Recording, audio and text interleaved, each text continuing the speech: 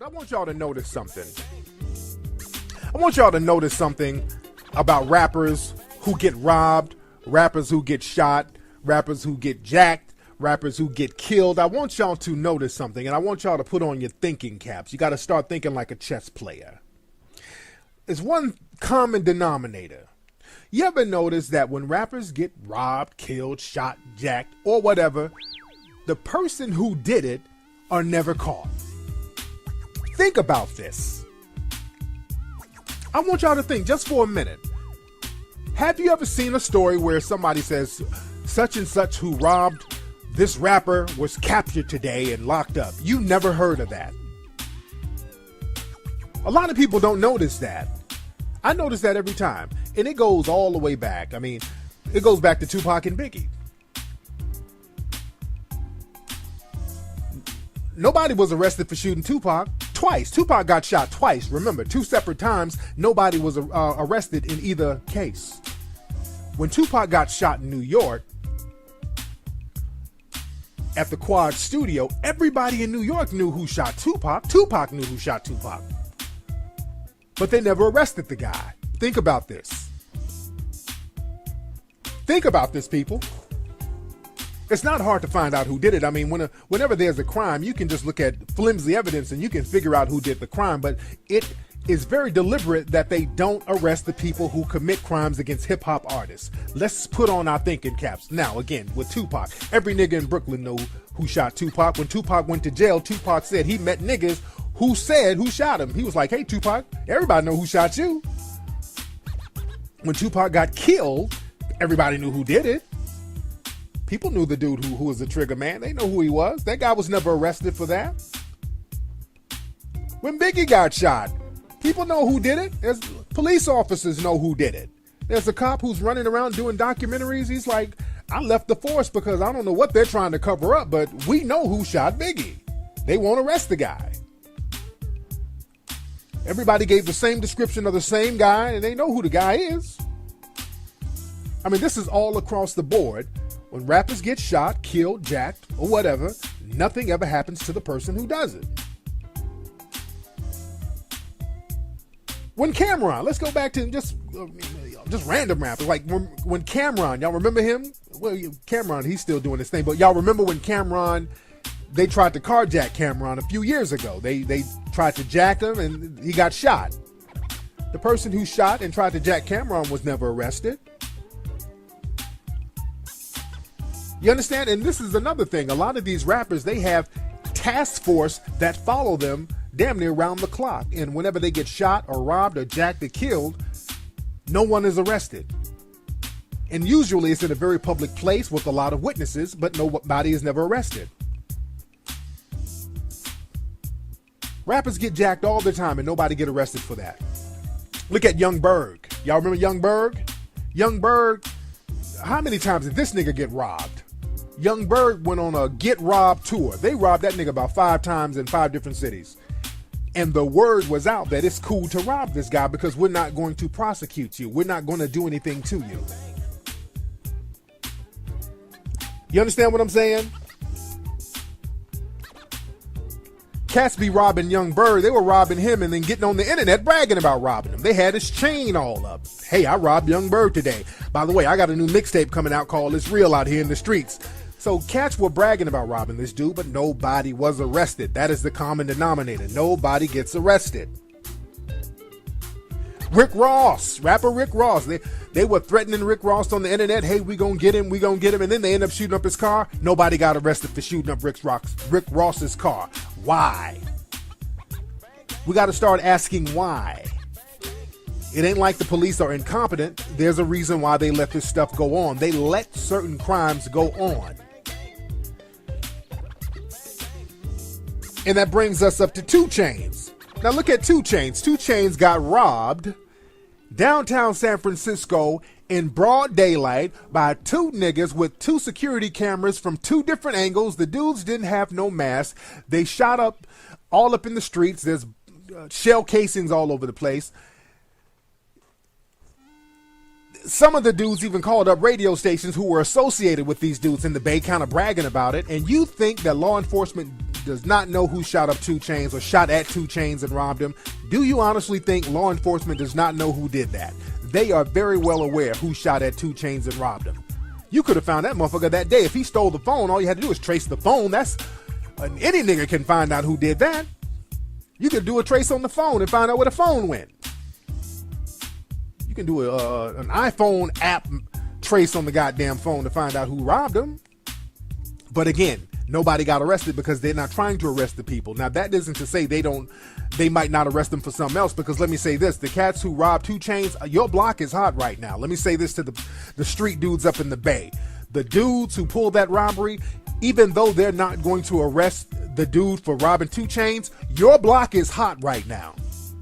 The cops all over your shit, eyeing you niggas, everybody associated with you niggas. They eyeing you right now, and they're gonna get y'all for something else. But they're not gonna get you for this. But you put yourself on the radar. So why does this go on? This goes on to send a message. It goes on because it creates certain headlines. Because when you get major headlines showing that a rapper was robbed, that satisfies a certain agenda.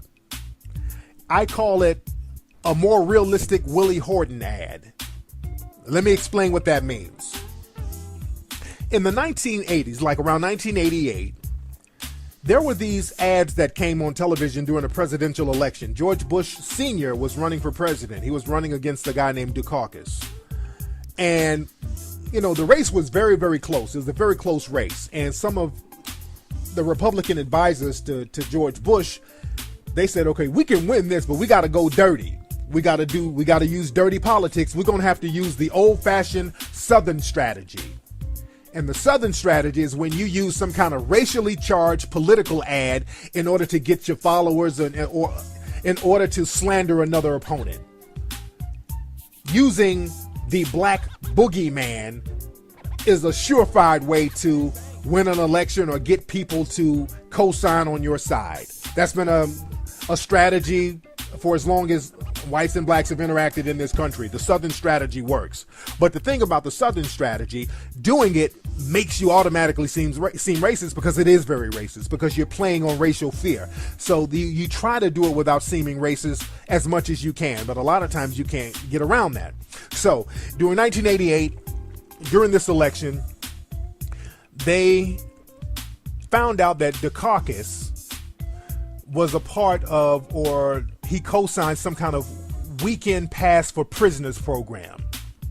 So the Republicans, they said, well, how can we use this to our advantage? So what they did, they went and found some random black dude, just pulled him out of thin air, some random black guy who was in prison, who was released on this weekend work release program for prisoners, and his name was Willie Horton. Willie Horton was released for like a weekend, and while he was released, he went and killed this white couple and raped a white woman. He just, did some crazy nigga shit. And they picked that story and started running ads with that story. National ads. Now, the thing is, what was interesting about that, there were several white felons who had committed felonies, and they abused that program as well, but they overlooked all of them and just found that one black guy, Willie Horton. And they started running these ads. Don't vote for Dukakis. Dukakis was a part of a work release program that let out Willie Horton, and he went and raped and killed, and they showing his face all on television, scared the shit out of white people in middle America, and they ran and voted for George Bush Sr., and he actually won the election, and many people contribute that ad for helping him win that election. But they were really, really highly criticized for that ad. I mean, they were criticized heavy, as they should have been. And the Willie Horton style ad, that's become an epithet in politics. When people start using racially charged ads, they're accused of Willie Horton politics. So a lot of people in this country, they want to still use that Southern strategy, the black boogeyman strategy, in order to gain sympathy, in order to gain votes, in order to raise money, because it does work, using the black boogeyman thing. But they can't just go pick random black dudes no more, because that's going to show you for what you really are. So what they do now, they will publicize hip-hop violence, and they will never prosecute people who commit crimes against hip-hop artists because they encourage people to continue these crimes. Because when you commit a crime against a hip-hop artist, that gains national headlines. And to people in middle America, especially certain voters in middle America, I'm not talking about the youth, but certain voters in middle America, they don't know one hip-hop artist from another one. Hip-hop artist just means niggas to them, just young niggas. That's all hip-hop means to them. So when they say hip-hop artist 2 Chainz got robbed, they're like, well, some niggas out here fighting and being violent again? That's all that is. So whenever there's a crime with hip-hop artists, they over-publicize it, they run it through the media, and it gets national headlines. And when somebody has a political agenda and they want to raise money or they want to get some kind of funding, they can just say, instead of finding some random black guy, they can go in front of a crowd and say, hey, we're trying to raise funding for prison. Did you hear about such and such rapper who got shot up out here last year? This is why we need stricter prisons. Did you hear about Tupac getting shot? Did you hear about 2 Chainz getting robbed? This is why we need to take money and get private schools. You understand what I'm saying? That's how they do it. They use that to their advantage. See, people are playing chess here. They're 10 steps ahead. And they run with those hip-hop violence headlines. And you notice a lot of times they'll publicize a rapper who's not even known. A lot of times we hear stories about some rapper who got shot that don't nobody know. Ladies, tonight at 11, rapper Lil Buckwheat got shot in Memphis. And you're like, who in the fuck is Lil Buckwheat? Don't nobody know who the fuck is Lil Buckwheat or whoever it is, but in middle America, they don't know that Lil Buckwheat is unknown. Because again, they're just finding some random black dude. And if they say he's a rapper, it will make it seem like he's not so random. They try to make it seem like he's a national artist. For example, there was a guy out here in LA who got killed in the Beverly Center, or by the Beverly Center. He got robbed, and they kept saying he was a rapper. And they kept running with that in national news. It was some guy, I don't know who he was, but he was some dude who wasn't even out.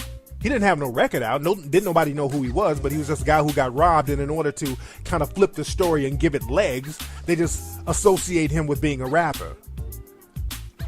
And again, they never show somebody getting prosecuted for that because they say, look, this is hip-hop violence. Hip-hop rapper killed somebody. Somebody got killed a rapper, shot a rapper, and he's still on the loose. So be scared and give us some money to protect you.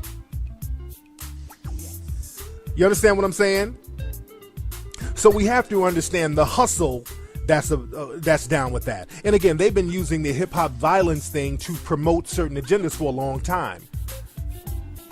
Just like it started really in the 80s with like the Run DMC concert. There was a very famous Run DMC concert out in Long Beach, and there was a lot of gang violence, and they ran with that. There was a gang fight. They had Bloods and Crips out there in Long Beach, and they were fighting, and they ran with that story, and they would use that to justify stricter jail sentences. They use that stuff to justify other agendas. So we got to be very careful about the stuff that we ourselves co-sign, and understand why it's being publicized the way it's being publicized, and understand why nobody's being prosecuted for a lot of this stuff. You understand what I'm saying? Because again, they know who's shooting who. They know who's robbing who. Just like with Tupac and Biggie, when the people know. When Biggie got shot, he got shot on Wilshire Boulevard. And there's always been cameras on Wilshire Boulevard. If you run a light on Wilshire Boulevard, they'll take your picture and send the picture to your house. So you got to understand how the game is being worked. And if a rapper or somebody gets shot, there's no demand for justice. And there's this whole, well, it's their own fault. And black folks got to get off that. As if people deserve to get shot or killed or robbed. Black folks start saying that stupid shit, you got to cut that out. That's that whole Trayvon Martin thing. They keep talking about how he deserved to get killed. He was a thug. That's why Trayvon Martin's killer, George Zimmerman, is getting so much money. People are giving this dude hundreds and hundreds of thousands of dollars. Y'all got to think why they're doing that. Because deep down, they think that a lot of young black men deserve to get killed. So again, I'm just trying to get y'all to peep game, but don't think for a minute they don't know who's doing these robberies, who's doing these murders. They know good and well who shot at 2 Chainz. They know the dudes, but they're just not going to arrest them. They're not going to prosecute them because they need that fear out there. They need that Willie Horton style publicity out there. They need it. And they're going to milk that. And people of color, y'all stop co-signing that bullshit and start asking questions. And my dudes in the rap game, be careful because they let it be open season on you. Because if you get shot, that's a great thing if you get shot. They can flip that in so many different ways. As a matter of fact, they almost want rappers to get shot. So a lot of cats in the rap game have to be very, very careful, man. You got to be very, very careful. Anyway, man, that's been today's episode of the Mac Lessons Radio Show. I'm Tariq Khalid. We arrested the guy. Think about this. Think about this, people. It's not hard to find out who did it. I mean, whenever there's a crime, you can just look at flimsy evidence and you can figure out who did the crime. But it is very deliberate that they don't arrest the people who commit crimes against hip-hop artists. Let's put on our thinking caps. Now, again, with Tupac, every nigga in Brooklyn knew who shot Tupac. When Tupac went to jail, Tupac said it goes back to Tupac and Biggie. Nobody was arrested for shooting Tupac twice. Tupac got shot twice. Remember, 2 separate times, nobody was arrested in either case. When Tupac got shot in New York, at the Quad Studio, everybody in New York knew who shot Tupac. Tupac knew who shot Tupac. But they never. I want y'all to notice something. I want y'all to notice something about rappers who get robbed, rappers who get shot, rappers who get jacked, rappers who get killed. I want y'all to notice something, and I want y'all to put on your thinking caps. You got to start thinking like a chess player. There's one common denominator. You ever notice that when rappers get robbed, killed, shot, jacked, or whatever, he met niggas who said who shot him? He was like, hey, Tupac, everybody know who shot you. When Tupac got killed, everybody knew who did it. People knew the dude who was the trigger man. They know who he was. That guy was never arrested for that. When Biggie got shot, people know who did it. There's police officers know who did it. There's a cop who's running around doing documentaries. He's like, I left the force because I don't know. The person who did it are never caught. Think about this. I want y'all to think just for a minute. Have you ever seen a story where somebody says such and such who robbed this rapper was captured today and locked up? You never heard of that. A lot of people don't notice that. I notice that every time. And it goes all the way back. I mean,